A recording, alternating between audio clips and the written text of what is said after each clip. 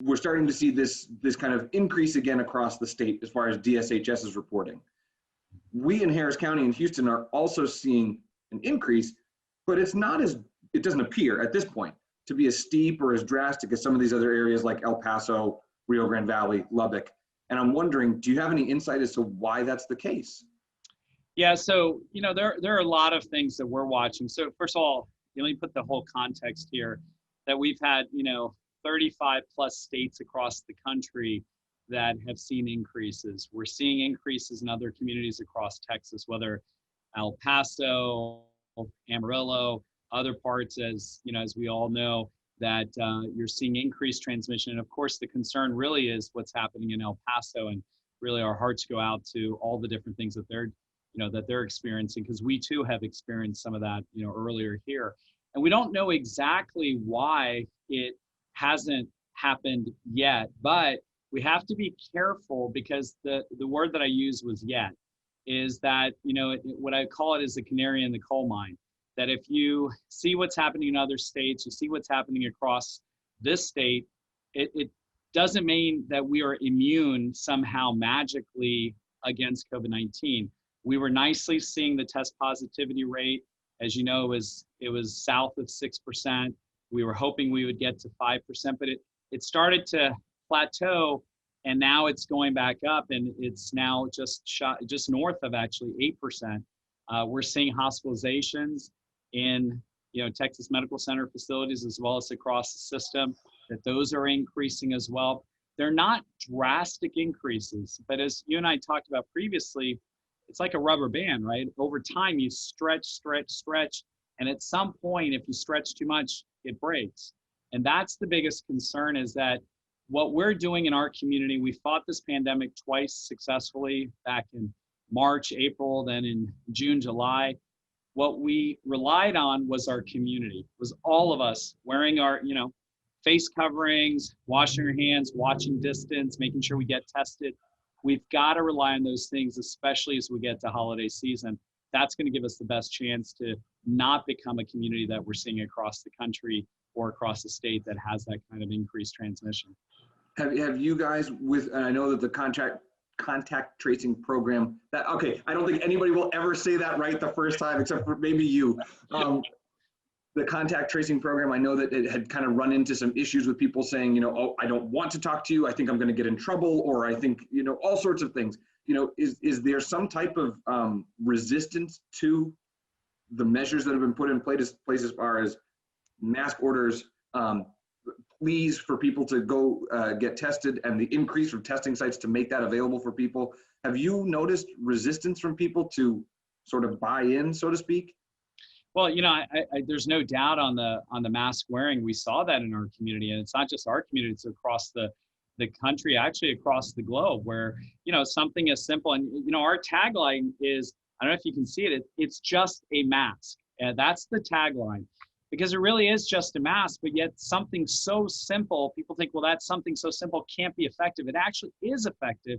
It actually does reduce transmission. It does protect you. And also equally important, it protects the person near you. And that is so critical. That unfortunately has become a political football. We've politicized even wearing masks or certain activities like, staying out of large groups or doing all sorts of things. Look, Chris, at the end of the day, we may be tired of the virus, but the virus is not tired of us. And that adage continues to hold true, especially as we get into November. And now we've got holidays coming. People are generally fatigued. They're tired. They just want to move on with their lives.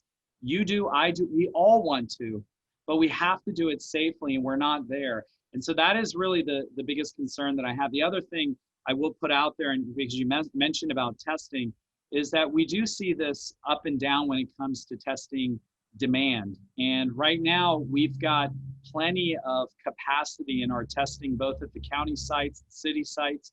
And what we're looking for is people to get tested.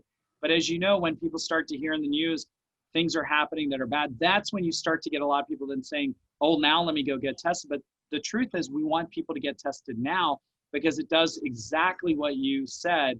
It brings up our epidemiology, our ability to figure out where transmission is happening, and then we can do contact tracing. And that only starts with testing. So you, as we've been saying, you can't trace without a case. You have to have a test that gets you a case, an individual. That's how we start the whole process. And that's why that's critical as well. Obviously, this is a brand new virus, that kind of goes without saying, and therefore the guidelines around how to attack it, at least at the community level, have evolved naturally as we've learned how to better deal with this virus. It also has led to the public in general. I noticed I got a comment on Twitter the other day about, well, wait a minute, the CDC or the Surgeon General says this, but now this health authority is saying this. Has that been difficult in trying to manage sort of the expectations of the community around, I know that, this person is saying this, but as far as, for example, testing, you should get tested just for your peace of mind. Whether you have symptoms, don't have symptoms, you should know whether you're positive or negative, just so that when you do interact with friends, family members, coworkers, you can confidently say, I was just recently tested this day, it was negative, so on and so forth. Have these evolving guidelines been difficult for you and your staff to try to communicate with the community? Absolutely, more so than, I've been in this field for 15 plus years, and I'll tell you, more than I have ever seen that this has occurred. I've gone through a lot of emergencies, from natural disasters, H1N1, Ebola, Zika, and all sorts of things in between. This is the most I've ever seen this. It's not just the fact that things are evolving, it's that the coordination from a federal, state, local levels, that has not been there as we've seen in the past. And so while there has not been a national strategy, that's been an issue ongoing, but the fact that there are inconsistencies at that national, state, and local levels, as you mentioned, that's what really concerns all of us. Because if a community member hears something different at one of those three levels, and I don't really care at this point what level it is, if it's just something that is different, then it causes an incredible amount of confusion and complacency at the individual level. And so the person says, look, let me just go ahead, that person who's being more, restrictive or maybe not as fun, if you will, it's more, it's better to just go out and just say, let me chance it. People are chancing it, and they're taking chance and risk with their health. And maybe they're going to be okay. But if they are asymptomatic and they have the virus and now spread it to grandma or to the pregnant woman down the street, or the grocery store worker who has diabetes or what have you, that's when you start to get complications. And that's why we're concerned about transmission in the community with this positivity rate eventually translates into people getting hospitalized. And that's really where the focus is. We want to continue to be prevention, prevention, prevention. Another thing that's also kind of continued to evolve, and I know that this is something it's been an interesting learning process for all health authorities at the state, particularly at the state and kind of the county and local level, is trying to get out the sort of that real-time information, that day-to-day on the cases, the hospitalizations, the positivity rate, the deaths, etc. Normally, and this is just, please correct me if I'm wrong, but from doing previous interviews, when a department like the CDC does an MMWR report, usually they have a span of time, for example, a month, to compile all of their data, go back, erase the duplicates, put things where they're supposed to be, and then present that report at the end of the month. You guys are trying to do this in a matter of hours. And then you go back, you have to change, you take out duplicates. Oh, we got a backlog, we got to fill this all in. I mean, what is this like as an epidemiologist to try to provide this quote unquote real-time data in a way that you guys have never really done before? Well, Chris, all of us realize that what we're dealing with is unprecedented, right? This is a once in a century, which means if it's once in 100 years, we're talking about this is 3 lifetimes, right? Three generations of time before. 4 generations ago is when we had a pandemic like this, right? H1N1 in 2009, 2010 was really, we were worried, but it was mild. And this is a serious, significant pandemic, which we all know, and I don't have to belabor that. But that means that those very people, those epidemiologists, those communications folks, those folks that are doing logistics or testing in the field or doing all sorts of activities to make sure that operations work and happen soundly, seamlessly and are sound in what they do and how they're done for the community, that their job is ever important. But like you said, it's like the equivalent of when you're driving on a freeway, and if you're going 30 miles per hour on a street versus 60 miles per hour on a freeway, things go faster. Well, now if you go 100 miles per hour on a freeway, it's going even faster. And that's what we're dealing with, is that the reality is that in a pandemic like this, you are really packing a lot of evolving science that typically may take a month or 6 months or a year. You're packing it in a day or a week. And you're packing data that should be very much methodically rolled out. And you've got to do it quickly because, one, you've got to interrupt transmission and understand and figure out where it's happening. But also, people want to know, right? We want visualization. We want, people want to write to say, in my community, in this area, this is what's happening, and I want to know how to protect myself. So there's all sorts of things that are happening. And what we're also then facing at the same time is these epidemiologists and others, they are oftentimes behind the scenes. So there isn't value that's given to that work. We know doctors, we see nurses, we see the folks that are in the hospitals and the emergency departments. Look, I'm one of them, right? But we don't see those public health folks that are invisible. I call them the invisible workforce. They're behind the scenes. And when things are invisible, we don't give value to them. We don't really recognize them, and we don't support the work that they do. And that is so difficult to our epidemiologists. And I'll tell you, Chris, they have been working day and night for months and months and months. And so for 7 or 8 months, maybe they get a day away or 2 days away, and they are still coming to work with a smile and really working for our community. And so I think that's the hidden story of public health. And it's not just our department, Chris, this is across the community, the region, the state, the country, the globe. Public health is just not recognized. And that's why we don't invest in it enough, unfortunately. Mm-hmm. And then you have a pandemic and people say, well, where's public health? Well, it's because all these years, I call it the offensive line of a football team, right? Everybody knows Deshaun Watson, but nobody knows number 75 on the Texans. And we're the offensive line. And if you don't invest in that offensive line, then that Deshaun Watson, whose healthcare can't do his or her job. And that's why it's so critical that we invest in public health in advance of a pandemic and certainly during and after a pandemic. Similarly, kind of reminds me of like, I've heard this metaphor, like the electric company, right? When you flip on the lights and it's good, you're like, great. You never think about the electric company. When you flip the switch and the lights don't come on, you say, well, better call the electric company. So I feel that, I sense, I understand that frustration. I think I only have like 1 or 2 more questions for you, then I'll let you go. Yeah. We keep talking about things evolving. I guess we might as well just keep along that path.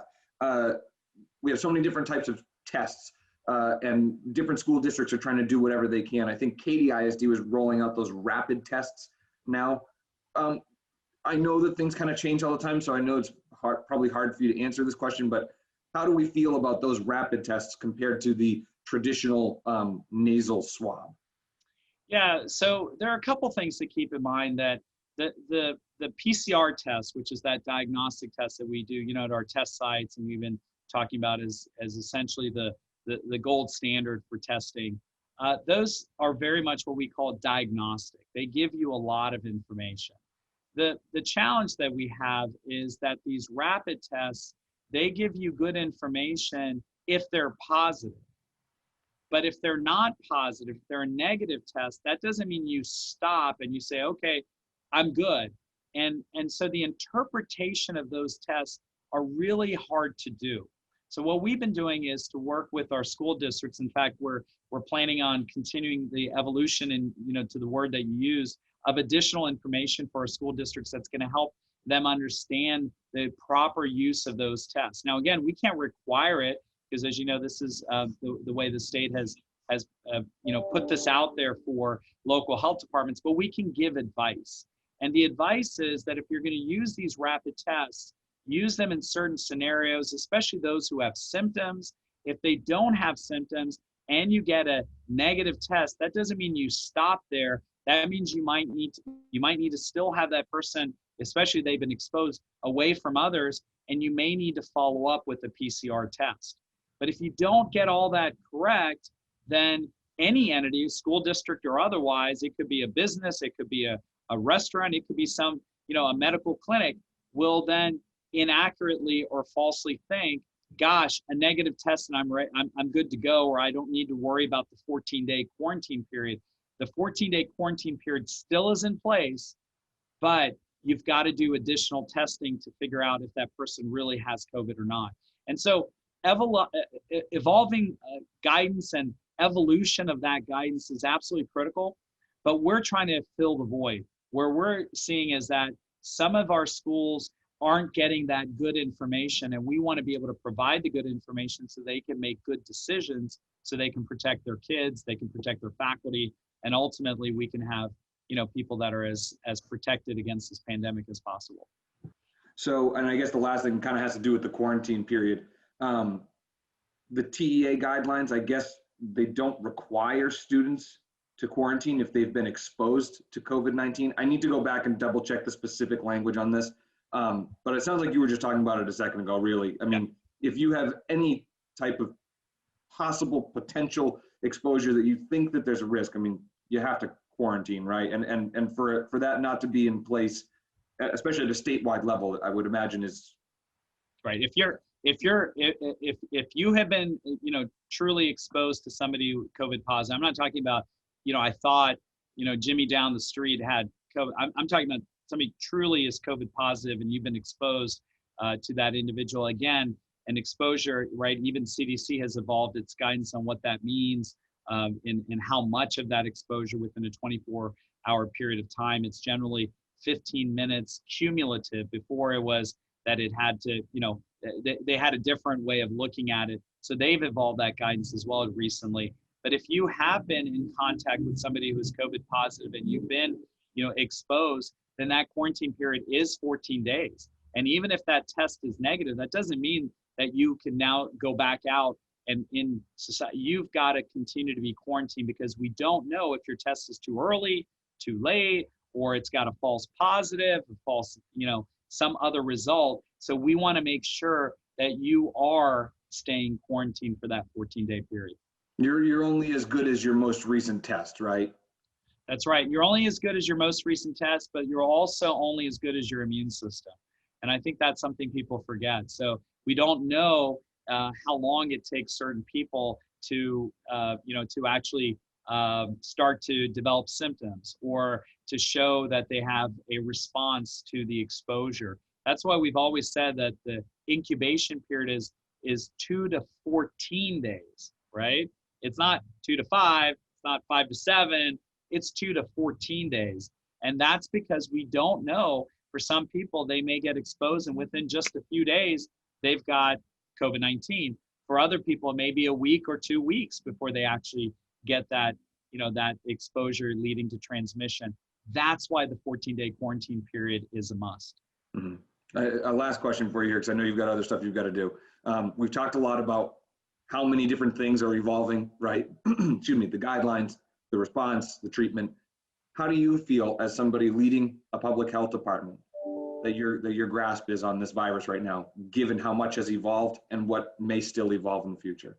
The way I would answer that is very simply, look, there are a lot of things we don't know, but we have a lot of things we do know.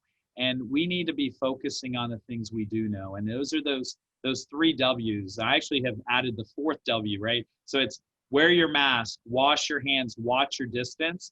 And the 4th W is will. The will, political and collective, but also individual, to not get tired, not to say, oh, I wore the mask yesterday, I'm not going to do it today, or I washed my hands this morning, I'm not going to do it tonight, or it's okay if I'm in a big group, or I'm not going to be socially distanced because gosh, these are people that I really like to be around. No, you've got to remember we're in a pandemic. So there are a lot of things that we know, Chris, and I think one of the reasons why our community has actually been successful is because people have been listening. They've been working together. They've been doing in general the things to help all of us protect our community. So yeah, there are things we don't know. Yeah, there are things that evolve, and yeah, there are things we go, oh gosh, wow, I didn't realize that. Gosh, that's good to know.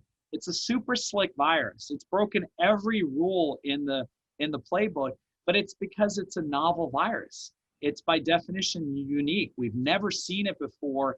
This is a virus that humankind has never seen. But we have a lot of collective information from across the globe about, what's happened in other parts of the world, what's happened in other parts of the country, and certainly what's happening here in Texas. And we can learn from those people, we can learn from those entities, and we know what's happened globally, what's happening across the country and across the state. And we can say, hey, this is what's worked. What do we do, or what can we do to really be able to, help others? And I do think it's been one of the distinct pleasures that it's been about this department is that we're also looked at from across the country. In fact, there was a recent look at the work that we did, and we were ranked number 2 in the country for where peers actually look for information. And that's something that we're very proud of as Harris County Public Health. But I'll tell you, it's an incredible distinction and privilege, but it means we have to stay on our game. And this virus keeps evolving, the pandemic keeps evolving, but let's focus on the basics. Even if we have a vaccine, we're still going to be wearing masks. Even if we have a vaccine, we got to wash our hands. Even if we have a vaccine, we've got to watch our distance. Even if we have a vaccine, the message behind me is don't guess, take the test. Even if we have a vaccine, we got to do those things. That's what I worry about is people just having that will to keep fighting this pandemic, because that's ultimately what we have is all of us working together.